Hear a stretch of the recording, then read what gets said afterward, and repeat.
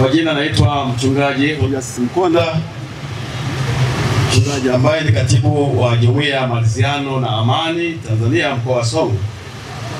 Nami nashukuru sana kuipata nafasi hii, na kama kiongozi wa dini pia kama mchungaji tuna sababu ya kueleza mambo machache sana juu ya msingi wa amani.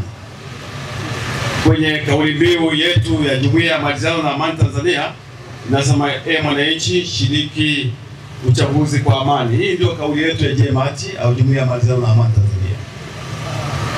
Ukweli kama alivyosema mkuu wa mkoa na chifu pale Maringa Mkoma na shehe wangu hapa ndio mwenyekiti wetu wa Jumuiya ya Maridhiano, ni kweli tunaimba ni wimbo ule ule kwamba amani hakuna mbadala. Hata kama naweza nikasema lolote, lakini tuna sababu ya kusema amani. Na ukiangalia hata kwa ajili ya maandiko ya Mungu yamesisitiza amani sana.